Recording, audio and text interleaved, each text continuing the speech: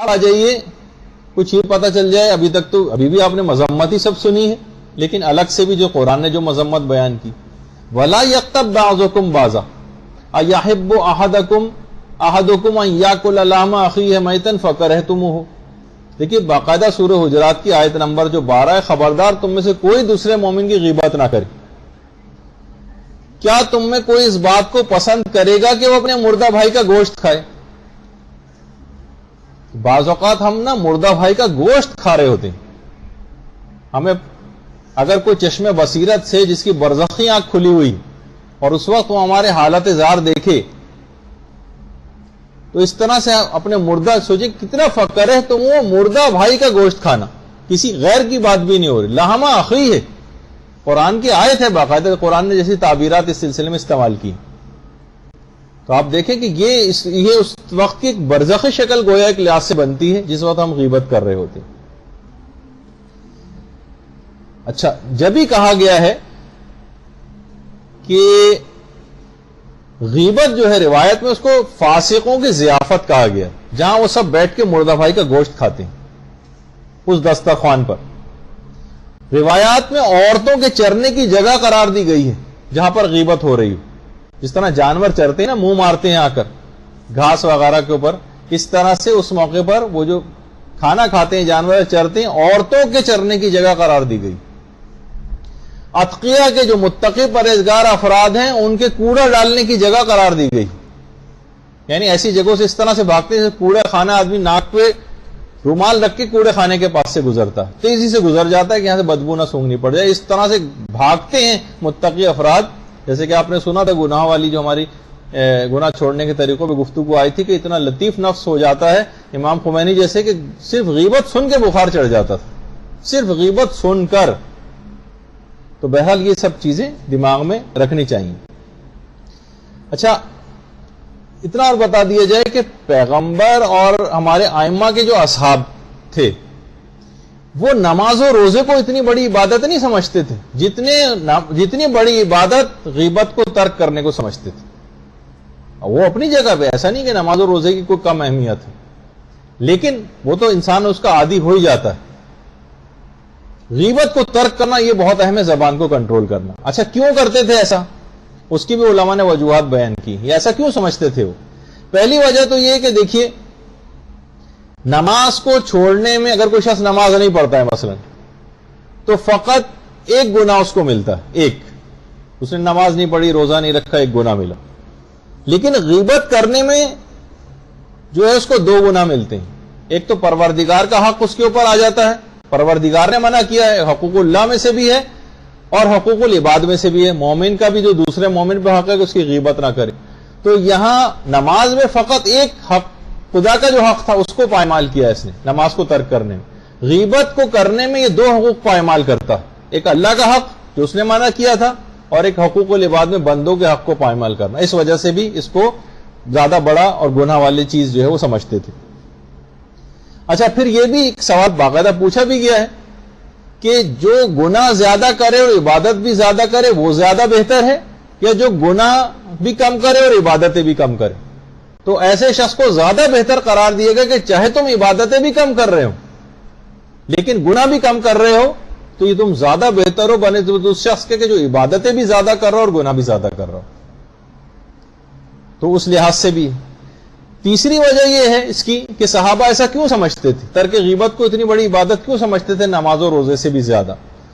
کہ دیکھیے وہ مرض زیادہ خطرناک ہوتا ہے کہ جس کا کوئی ڈاکٹر نہ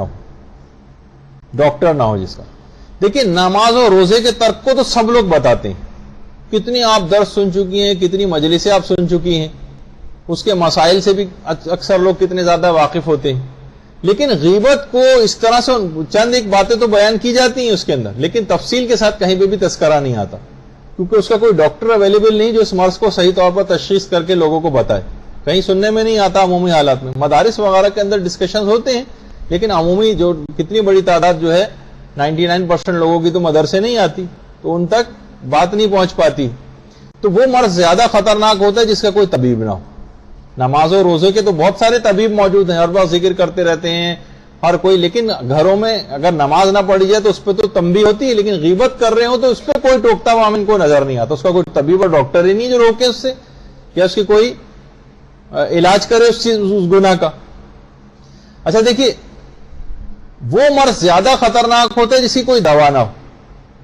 نماز اور روزے کے ترک کی دوا تو سب کو پتا ہے کہ بھائی نماز پڑھنا شروع کر دیجئے، لیکن غیبت کے ترک کی دوا کیا ہے؟ کس طرح سے اپنی اس غیبت کے گناہ کو معاف کروائیں، غیبت کے گناہوں سے کیسے بچیں، غیبت کر دی ہو تو ان سے اس پچھلے گناہوں کو کیسے معاف کروائیں، یہ کسی کو پتا نہیں. جبکہ نماز اور روزے کی دوا سب کو پتا ہے، تو اس لحاظ سے یہ زیادہ خطرناک ہوا. اچھا، اگلی وجہ کہ نماز اور روزے کے ترک کا اثر کسی دوسرے پر نہیں پڑتا. مثلا کوئی شخص نماز نہیں پڑھ رہا، نہ پڑھے نماز، دوسرے پہ کیا اثر ہو؟ دوسرا تو گناہ گار نہیں ہوتا. لیکن غیبت کرنے والا کو کوئی سامنے تو چاہیے ہوتا ہے نا، کس کے سامنے وہ غیبت کرے گا؟ اکیلے کمرے میں بیٹھ کے تو نہیں کرے گا. تو اس کو جو سننے والا ملتا ہے وہ لا محالہ دوسرے کو بھی اپنے گناہ میں شریک کر لیتا ہے. نماز اور روزے کو نہ کرنے والا وہ صرف اپنا نقصان کر رہا ہوتا ہے، غیبت کرنے والا دو نقصان کر رہا ہوتا ہے، اپنا بھی نقصان اور وہ المستمع شریک المقتاب، غیبت کا سننے والا بھی ایسی جیسے غیبت کو کرنے والا، اس کا بھی الگ سے نقصان کر رہا ہوتا ہے.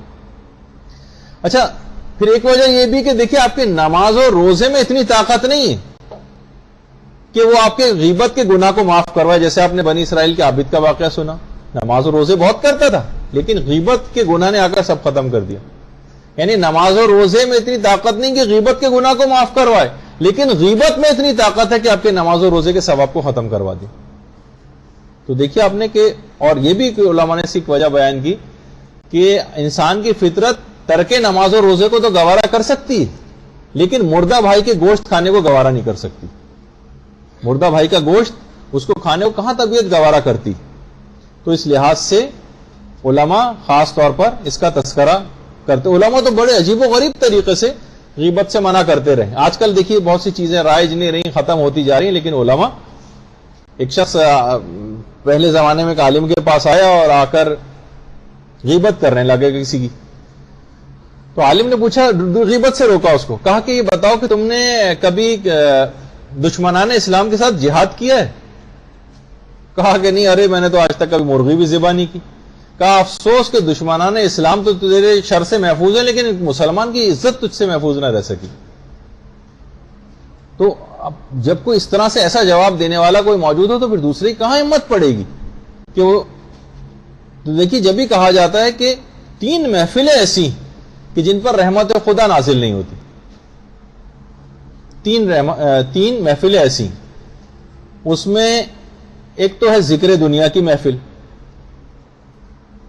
اور ایک ہے ہنسی مذاق کی محفل، اور ایک ہے غیبت کی محفل. ذکر دنیا کی محفل یعنی جس وقت ہم عام طور پر بس ادھر ادھر کی باتیں کر رہے ہوتے ہیں، اس میں جب بالکل لاپرواہ ہو جاتے ہیں نا تو گناہوں میں پڑتے چلے جاتے ہیں. اس موقع پر جو ہے اس پر رحمت خدا نازل نہیں ہوتی. غیبت کی محفل پہ نہیں ہوتی، اور ہنسی مذاق والی جو محفل جس میں ہر وقت بس لطیفے اور ہنسی مذاق اور مذاق اڑایا جا رہا ہے اور نقلیں اتاری جا رہی ہیں اور مذاقہ اڑایا جا رہا ہے، استہزاء کیا جا رہا ہے لوگوں کے ساتھ، اس پہ بھی رحمت خدا نازل نہیں ہوتی. جب یہ ہمارے ہاں وہ جو 3 سٹیجز ہیں نا، دیکھیے پہلے تو جس وقت غیبت کر رہے ہوتے ہیں ایسے ہی جیسے مردہ بھائی کا گوشت نوچ نوچ کے سب لوگ کھا رہے ہیں. دیکھیے اس کی خاص، میں نے کہا تھا نا آپ کو، ہم برزخی شکلیں کبھی کبھار آپ کو صرف دماغ میں جو روایتوں میں چیز بیان ہوئی ہیں وہ اس طرح کی صورتحال ہوتی، جس کسی ایک کا آپ ذکر کر رہی ہیں اور سب لوگ اس طرح سے گوشت نوچ نوچ کے کھا رہے ہیں گویا اس کا. تو یہ دماغ میں رہے، کبھی بھی غیبت کا موقع آ جائے تو دماغ میں رہے کہ کس طرح سے ایسا ہوتا ہے. اور گویا اس وقت ہم یعنی مردہ بھائی کا گوشت، جس طرح جو گدھ وغیرہ ہوتے، گدھ یہ مردہ اپنے افراد کا کس طرح سے گوشت کھاتے ہیں کسی بھی مردار چیز کا. ابھی تک جو چیز بات بیان ہوئی تھی کہ ہنسی مذاق کی جو محفل، تو اس میں بھی علماء نے کیسی بیچ میں بات آ گئی تو بتا دوں کہ اس کی 3 کیٹیگریز بیان کی گئی. ایک تو کہتے ہیں تبسم، مسکراہٹ، کہ جیسے کہ آپ کے سامنے آیت اللہ خامنہ مسکرا رہے ہیں. ایک ہوتی ہے مسکراہٹ، یہ اسلام میں پسندیدہ.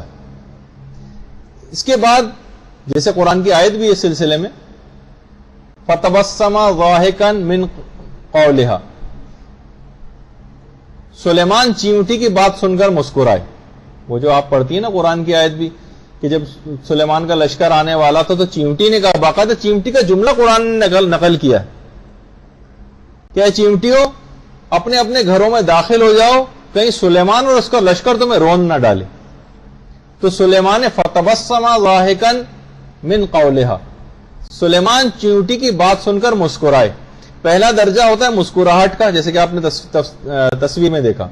اس کے بعد دوسرا درجہ ہوتا ہے، اسے ضحک کہتے ہیں، ضحک، ضاد بڑی ہے کاف، یعنی اس طرح سے مسکرانا کہ جس میں دانت ظاہر ہو جائیں.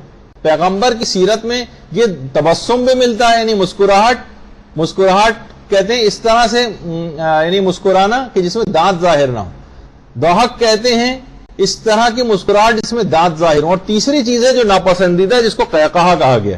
یہ ایسی بیچ میں بات آ گئی، وہ غیبت سے متعلق تو نہیں تھی، لیکن ایسی بیچ میں ایک بات آ گئی تو قہقہہ لگانا یہ اسلام میں اتنا پسندیدہ شمار نہیں کیا گیا، لیکن بہرحال مباح چیز ہے، اگر کسی کا دل چاہ رہا ہے تو قہقہہ لگا سکتا ہے.